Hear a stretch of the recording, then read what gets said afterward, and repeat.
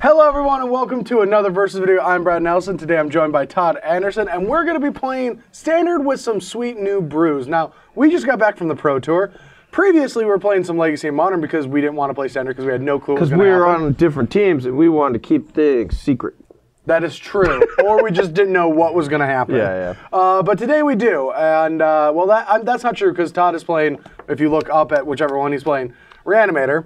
But I'm going to be playing Jund Planeswalkers, a breakout deck from SCG somewhere in Texas. Was it Dallas? No, it was before Dallas. It was Kansas City, I believe. Maybe? Oh, Kansas City, correct. It was in Kansas City, where 3 different Jund Planeswalkers decks came out, and you could tell they didn't work together because they were similar enough in archetype, but different enough in execution. That all the removal spells were different. Like their choice of planeswalkers were different. Some had like Mistcutter sideboard, some had different things. And so as Pro Tour players, seeing that after the GP right before the Pro Tour, we're all like, oh, this is going to be a thing. We need to work on this. Yeah. So it was kind of an interesting like mix up for all the people going to the Pro Tour. But Yuki Ichikamagawa ended up playing this deck, starting off 2-3, and then grinding his way 11-0 to make top 8, make one of the sickest plays in all time in a Pro Tour top 8 match. Yeah, it was awesome. Unbelievable. Go back and watch that. It was in top 4 after he got, or it was before he got absolutely slaughtered by Selesnya in game 3. But game 2 was a delight. Game 2 was phenomenal. I mean, I was actually laying in bed watching that in my hotel room, and I jumped out of my seat and started clapping alone in a room.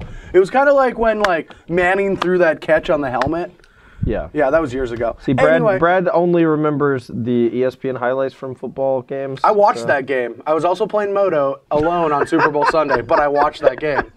Anyway, let's take a look at Yuki Ichikamagawa's deck list. It's Ichikawa. Yes, Yuki Ichikawa, aka a guy who's awesome, streams a lot, and also has back-to-back Pro Tour top 8s. Starting 2-3 in both of them. Yeah. That's just unbelievable. Let's take a look at this deck. So what he was trying to do, as opposed to all the other Jund Planeswalker decks, is abuse Nissa Worldwaker. Now, we saw Nissa show up in quite a few decks at the Pro Tour. Most of them failed.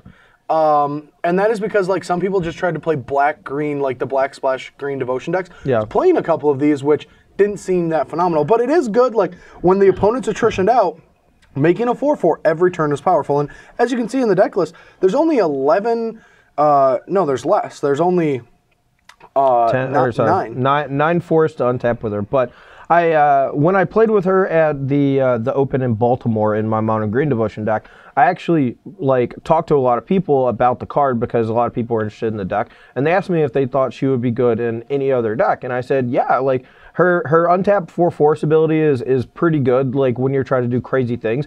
But I told him she really feels like she'd be insane in a Jund Monsters deck. And it turned out she's actually just insane in a Jund Planeswalkers deck because she's a green threat that's pretty easy to cast because you're a base green deck, but also she doesn't get taken by a Lifebane zombie, and that's huge. And the deck is set up, and all these Jund base decks are set up with a ton of removal, so you're able, like you said, to attrition them out by killing all of their threats, and then play Nissa and ultimately finish the game off a few turns later. One of the coolest things about her 4-4 elemental abilities is that they cannot be bounced by Cyclonic Rift, and when you play against the mono blue matchup, they just actually can't deal with your 4-4s. Yeah, I had that come up a couple times in the tournament when I was playing mono blue. They can't be ultimate price, they can't be abrupt decayed, they can't be detention sphered. Yeah. There's a lot of removal that just doesn't hit them. And now the thing that I love about this is I consider Nissa the bigger Xenagos. Now in a lot of matchups, you play your Planeswalker, you get value out of these two, and then they kill the Planeswalker with downfall, but they have to find an answer to the additional thing that you put on the board. Yeah. Granted, this deck is 1,000,000 mana. Also, you have Coursers, so you have extra lands. These Jund decks always flood out, but the Nissas let you do a lot of value with the extra lands that you have. Yeah, so you never feel like you have too much mana. Yep. All right, so I want you to explain this Putrefy to me, because to me this is really the only card that stands out in the deck. Did you see what Ben Freeman did with Whip of Erebos this whole weekend? Yeah, that. Kills Whip and also Abzadat? Okay. No, I mean, yeah, it's your hero's downfall effect that also, you have Dreadbores to kill those, but this is your instant speed that kills a lot of the annoying permanents, but also gives your main deck an out to problematic artifacts. So I have been happy with Putrefys and Jund Monsters. I can see why this deck wants it. Okay. Also, it's just easier. It lets your your Elvish Mystics and your Mutabolts potentially cast the card, which you don't want, like a Hero's Downfall. Yeah, Downfall double black does seem a little rough. Especially with like all of this and the Elves, like then all of a sudden you're tapping all of these green-red sources to cast, or you don't have anything to tap for these, so your 2 black sources have to cast this, so you can never double spell. Sure. But yeah, so that's why I can see the Putrefy. The deck has 2 Thoughtseizes in one return with the exact numbers in the sideboard, and these are just here to help like you in your control/mid-range matchups. Like this is the big finisher, but playing a Thoughtseize right before you play like try to resolve one of your Planeswalkers is huge. Like I can see him just holding a Thoughtseize against like a control deck until you have 6 or 7 mana trying to Nissa or 5 mana in Xenagos. Yeah, that sounds awesome. I like that a lot. Yep, and then a ton of removal. So this deck is a lot of air when you look at it against control, but that's why it's a Jund deck. It gets a sideboard. And now we'll bring it back up real quick. And the thing about like Jund Planeswalker decks are just like Jund mid-range and Jund monster type archetypes is that the sideboard defines the deck. Like this deck will get better after sideboard in every single matchup, not close. Yeah. And so that's the advantage of playing this tricolor combination. And we'll get to the sideboard right now, and then we'll get to Todd's Reanimator deck. As you see in the sideboard, there are a lot of cards that are similar to other Jund archetypes, like Mizzy Mortars. You've got your Doomblades. You've got another Golgari Charm. Another Rakdos Return, and these are just like the mainstays in archetypes like this. Like we want Mistcutter Hydras against mono blue and control decks, but more importantly, in a deck with a ton of removal, Mistcutter Hydra is such a bigger threat. Yeah, I think Mistcutter Hydra is gigantic against mono blue in a deck like this because normally Mistcutter Hydra out of like mono green Devotion or some other aggressive deck, the mono blue decks can sometimes just race that with Thassa, just making their creatures unblockable and stuff. And Mistcutter Hydra paired with removal spells, though, you're able to take care of Master Waves, turn off Thassa for a turn, and then your Mistcutter Hydra is actually just putting an absurd amount of pressure on them.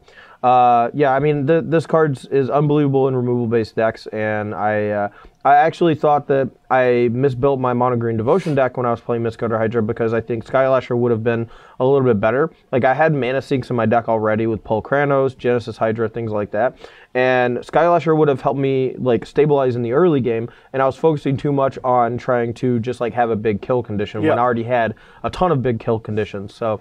there is a huge differentiation there between those two. Well, this deck also has a lot of big kill conditions, and one of them is Mortars. Now, there's 3 in the main deck and 1 in the sideboard, and this is just a huge card against like all the Selesnya decks, the Brave Naya decks when they don't have a Brave, and mono blue. Just being able to like kick this and wrath the board, even in green mid-range mirrors.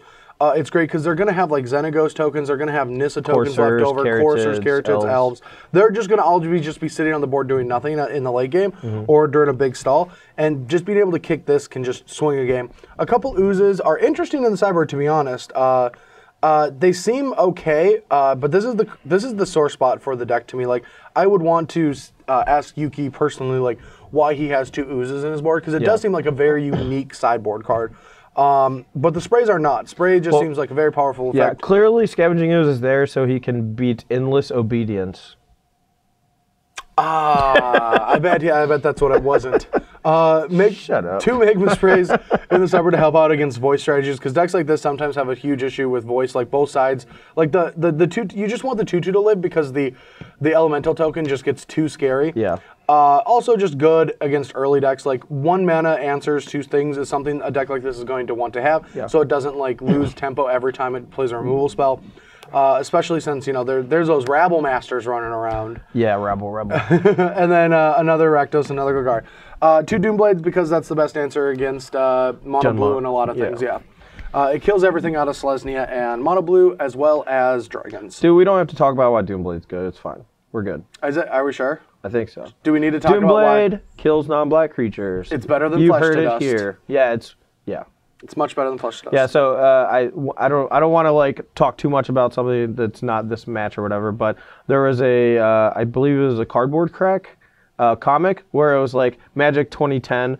Doomblade at common, I can kill any creature. Or it's like I can kill any creature at common with Doomblade. Sweet. It was like 2015. I can kill any creature for 5 mana. I guess I'll take that. Yeah. And it's like 2024 or whatever.